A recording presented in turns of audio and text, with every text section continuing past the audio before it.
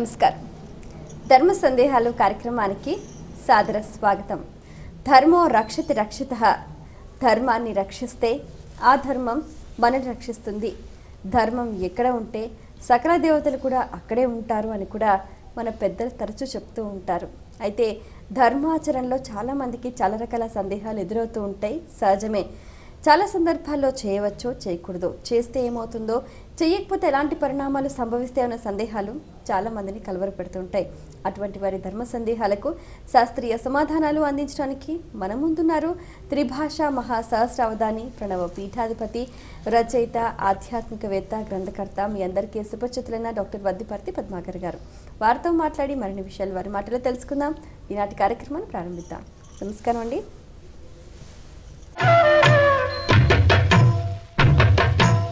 మొదటి ఉత్తరం చూద్దామండి.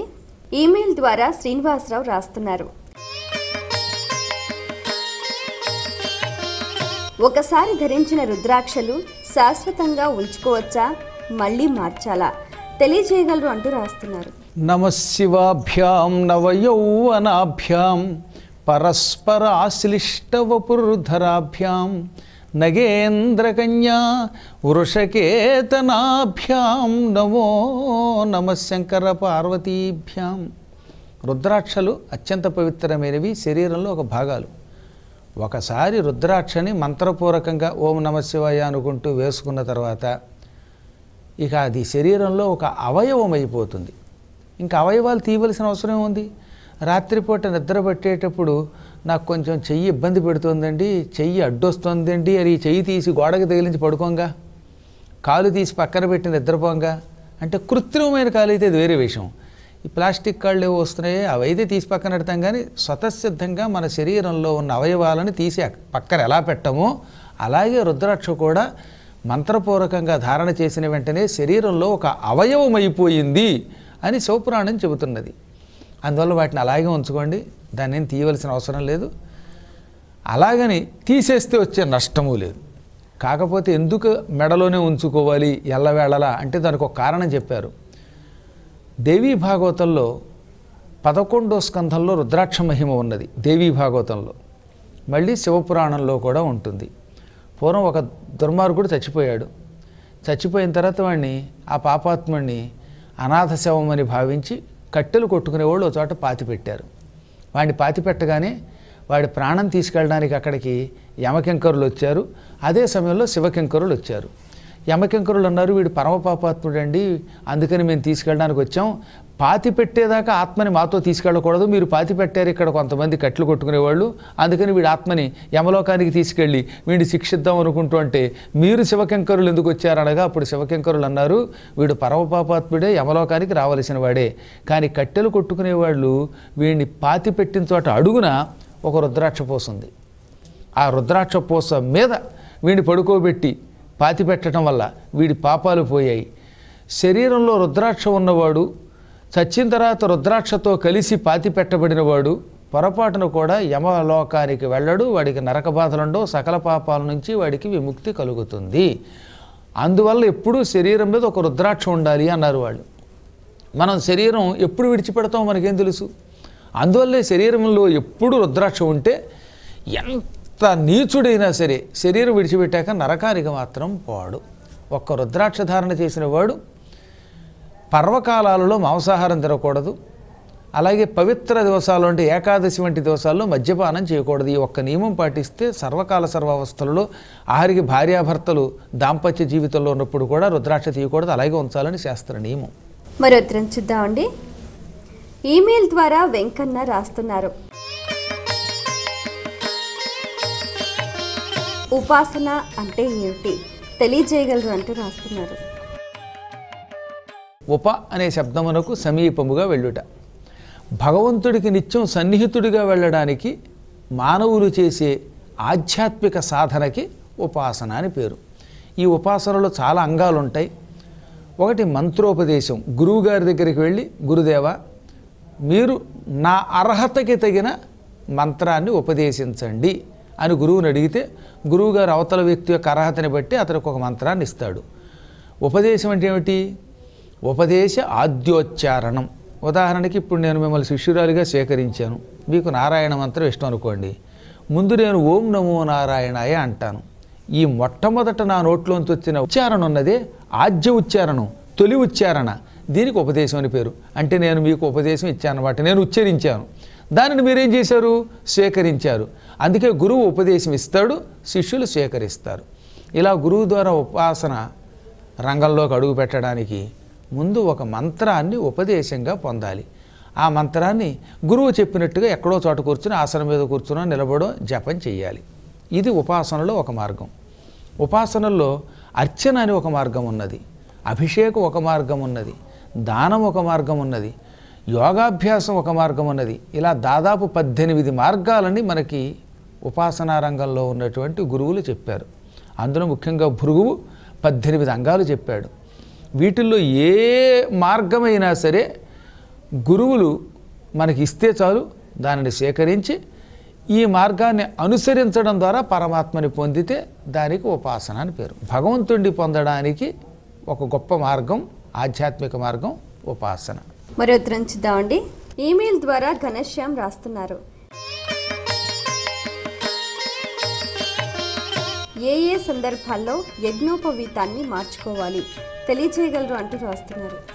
ఏ ఇంటి పేరిటి వాళ్ళు పోయినప్పుడు, లేక తల్లి తండ్రి ఇలాంటి వాళ్ళు కాలం చేసినప్పుడు, లేదా పక్షిణీదారులుగా ఉన్నప్పుడు ఎప్పుడైనా సరే మైలు వచ్చిందంటే మైలు తర్వాత యజ్ఞోపవీతం మార్చి తీరాలి అని గర్గాచార్యులు వారు గర్గ సంహితలో చెప్పారు.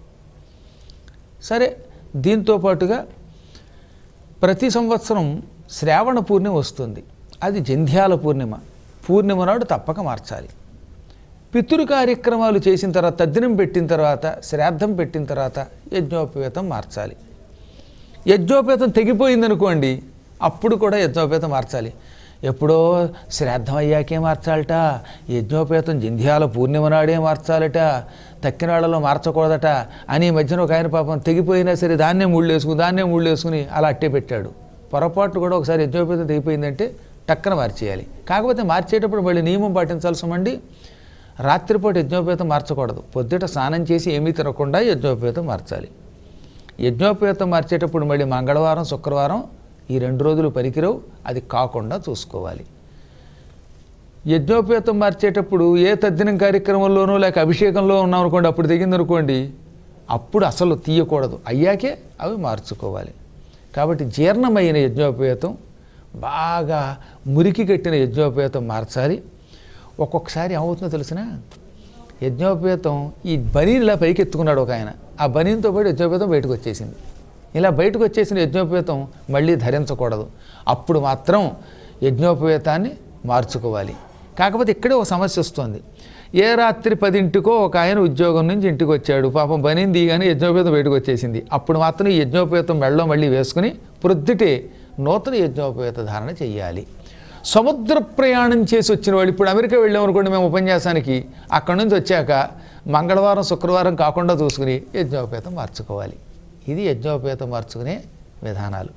పుణ్యక్షేత్రాలకు వెళ్ళినప్పుడు కూడా మార్చుకోవచ్చు అంటారా? పుణ్యక్షేత్రాల్లో అసలు యజ్ఞోపవీతం మార్చాల్సిన అవసరం లేదు సుమా. పుణ్యక్షేత్రాల్లో యజ్ఞోపవీతం అలా ఉంచుకోవడం మంచిది. నేను ముందే చెప్పాను, శిథిలం అయిపోతే, తెగిపోతే, లేక మైలతో ఉన్నవాళ్ళు, దానికి ఎందుకు చెప్తున్నానంటే, ఒక ఆయన కాశీ వెళ్ళాడు, వాళ్ళ అమ్మగారి యొక్క సంవత్సరీకాలకు వెళ్ళాడు, అక్కడే సంవత్సరీకాలు పూర్తి చేశాడు, అప్పుడు మార్చుకోవాలి, సంవత్సరీకం అయిపోయింది కాబట్టి. అలా ఏవైనా పర్వ తిథులు వస్తే తప్ప, శ్రాద్ధాలు వస్తే తప్ప, లేకపోతే శిథిలం అయిపోతే తప్ప అనవసరంగా మాత్రం యజ్ఞోపవీతం మార్చకూడదు. మరి ఉత్తరం చూద్దామండి. ఈమెయిల్ ద్వారా పరిమళ రాస్తున్నారు.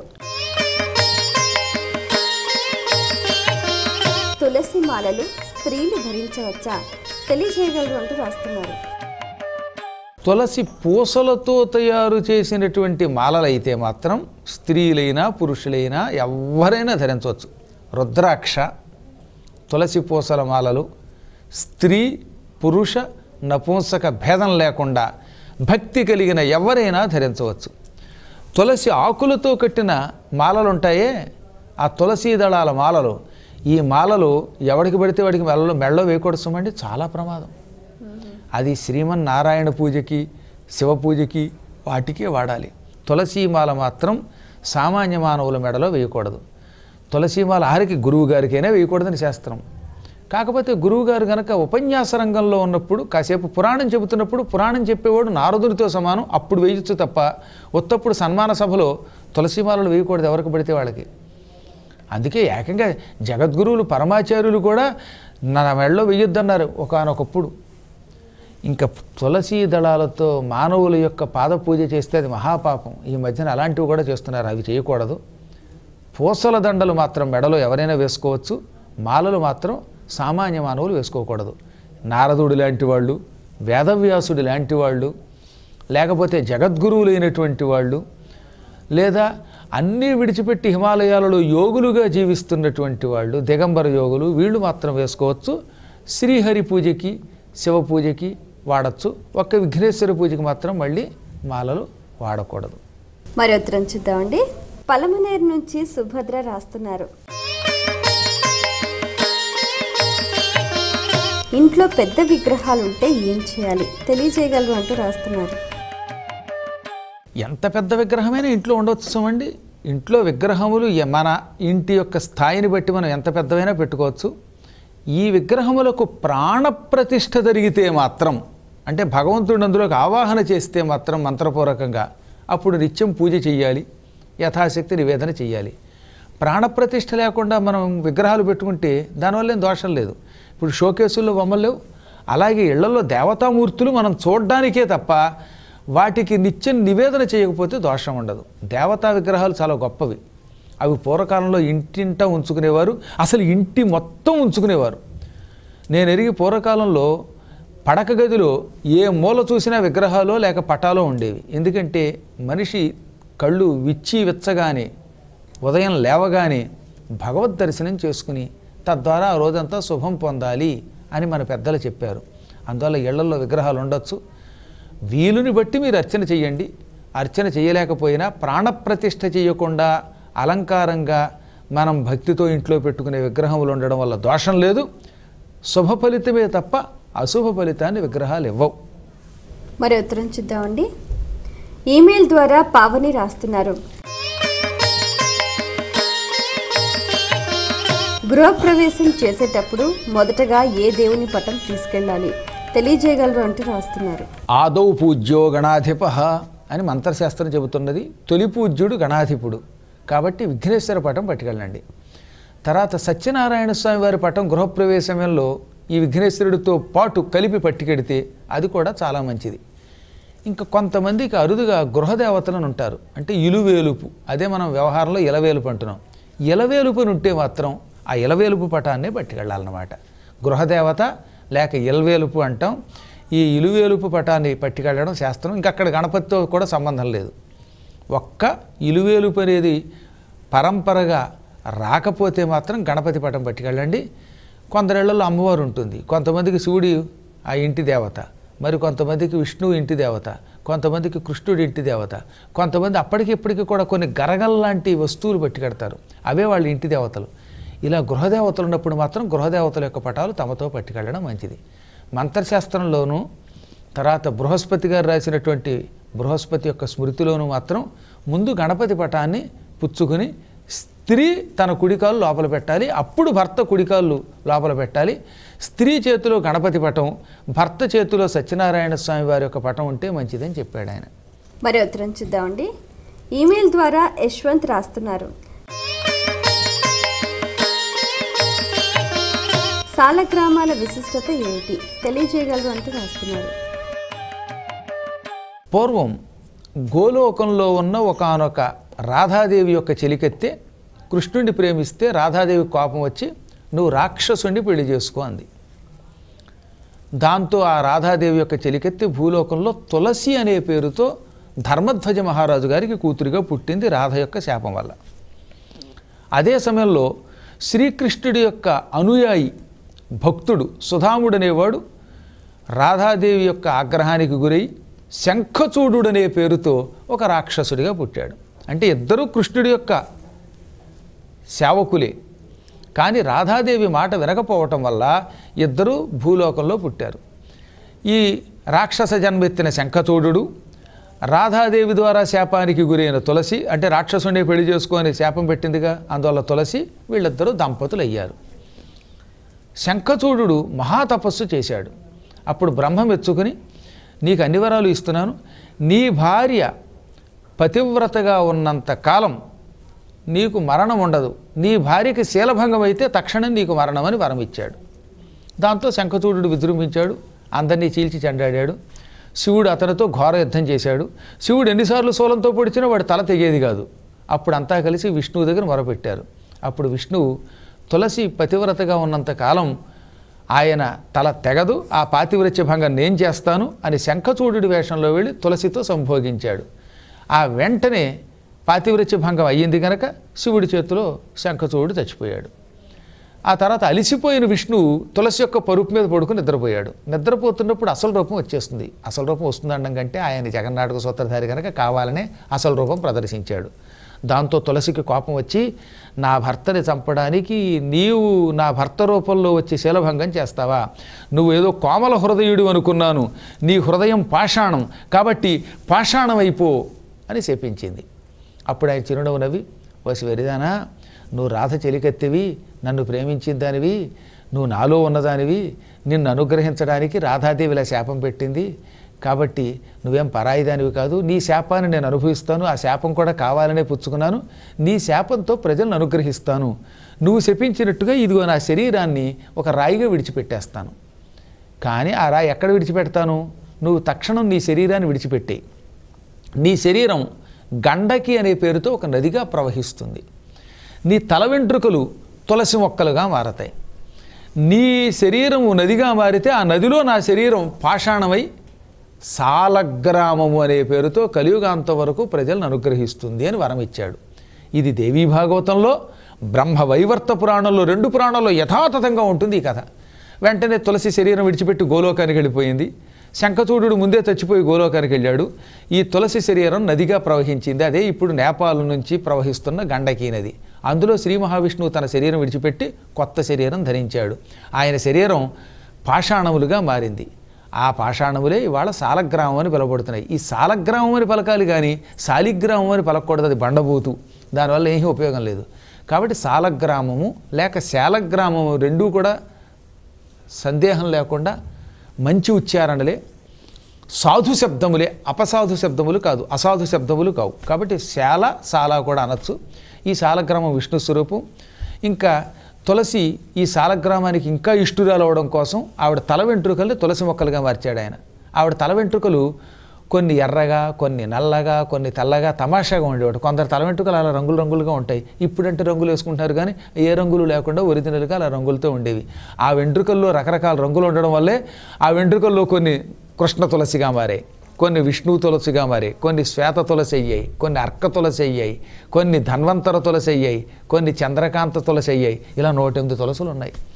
ఈ తులసి దళాలని ఈ సాలగ్రామం మీద పెట్టి పూజించి అప్పటి నుంచి జనులు తరిస్తున్నారు. కాబట్టి సాలగ్రామం అంటే సాక్షాత్తు విష్ణువు యొక్క శరీరం. అది ఇంట్లో ఉంటే విష్ణువు ఇంట్లో ఉన్నట్టే. ఆ సాలగ్రామాన్ని తులసి దళాలతో పూజిస్తే ఈ విష్ణువు యొక్క అనుగ్రహం ఇంకా తొందరగా పొందుతాం, మనకి సంపదలు లభిస్తాయి, శుభాలు లభిస్తాయి.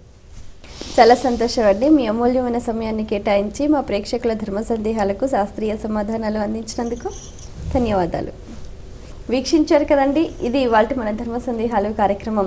మీకు కూడా ఏవైనా ఆధ్యాత్మిక ధర్మ సందేహాలు కలిగితే మా ఈ కార్యక్రమానికి మీ సందేహాలని క్లుప్తంగా, సూటిగా, స్పష్టంగా పోస్ట్ కార్డ్పై లేదా ఈమెయిల్స్ ద్వారా రాసి పంపించండి.